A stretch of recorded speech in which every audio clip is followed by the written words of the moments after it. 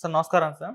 నమస్తే. సార్ ఎన్టీఆర్ గారి 'Devara' cinema trailer release అవ్వగానే ఒక నెగటివిటీ ప్రచారమైంది. కొద్దిగా ట్రోలింగ్ జరిగింది. ఇదంతా ఎక్కడి నుంచి జరుగుతుందా అని చూస్తే అప్పుడు నందమూరి అభిమానులు కానివ్వండి, లేకుంటే టీడీపీ హార్డ్‌కోర్ ఫ్యాన్స్ వీళ్ళే విమర్శలు ఎక్కువగా చేస్తారు. ఈవెన్ కొంత సోషల్ మీడియా ద్వారా ఈ సినిమాని ఫ్లాప్ చేయండి అని చెప్పేసి కూడా పిలిపిచ్చారు. తరువాత అదే టైంలో ఇక్కడ తెలంగాణలో ఆ సినిమాకి బెనిఫిట్ షోలకు కాస్త పాజిటివ్‌గా రెస్పాండ్ అయ్యారు.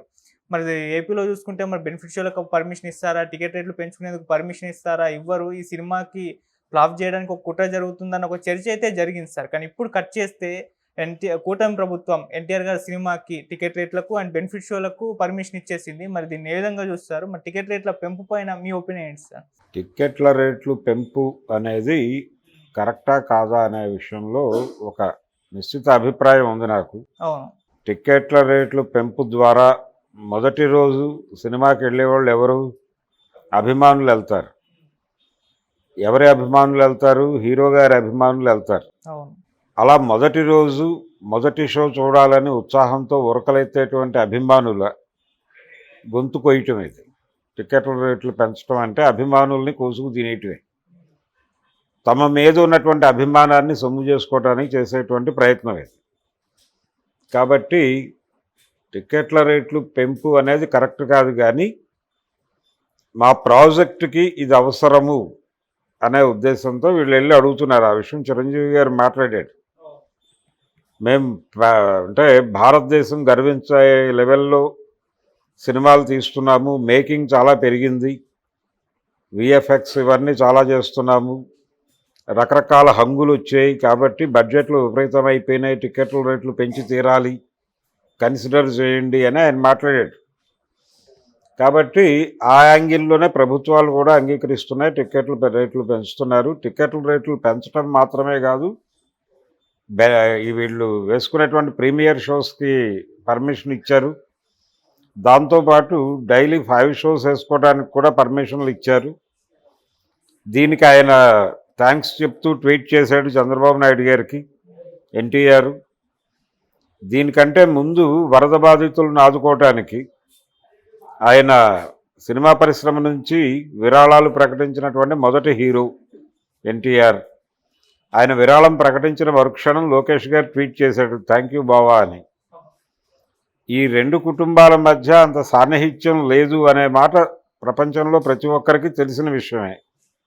ఎన్టీఆర్, కళ్యాణ్ రామ్ వీళ్ళిద్దరూ కొంచెం అంటే సీనియర్ ఎన్టీఆర్ ఫ్యామిలీకి అలాగే తెలుగుదేశం పార్టీకి కొంత దూరంగా ఉండాలి, కొంత ఎడంగా ఉండాలి అనేది అనుకుంటున్నారు అనేది ఎస్టాబ్లిష్ అయిన ఫ్యాక్ట్. అవును. అలాగే ఎన్టీఆర్ సినిమాలని ఇబ్బంది పెట్టే ప్రయత్నం తెలుగుదేశం పార్టీ నుంచి గతంలో జరిగిన సందర్భాలు అనేకం ఉన్నాయి.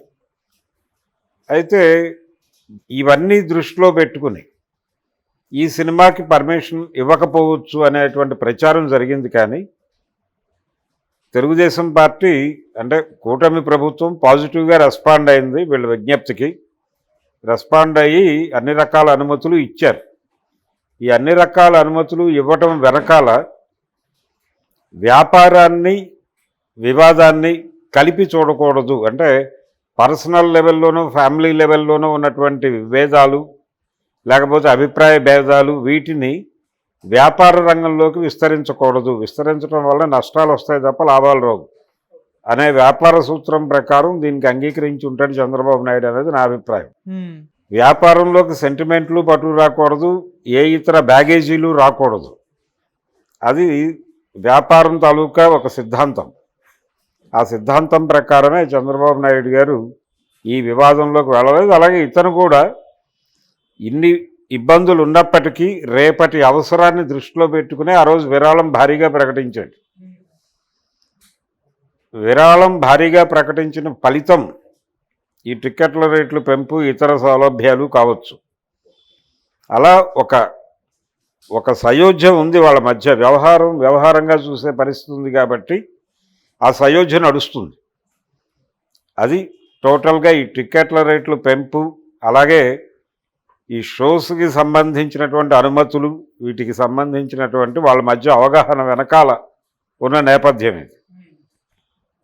ఇది అన్ని ప్రాంతాలకి ఇది వర్తించదు. రేపు పొద్దున వాళ్ళ ఇంట్లో ఏదైనా ఫంక్షన్ జరిగితే ఎన్టీఆర్ రాకపోవచ్చు. లేదు సీనియర్ ఎన్టీఆర్కి సంబంధించిన ఏదైనా కార్యక్రమం జరిగినా ఆయన రాకపోవచ్చు, గౌరవప్రదంగానే తప్పుకుంటాడు సీన్లో నుంచి. ఎందుకంటే గతంలో ఈయన వెళ్ళి అవమానపడినటువంటి సందర్భాలు కూడా ఉన్నాయి.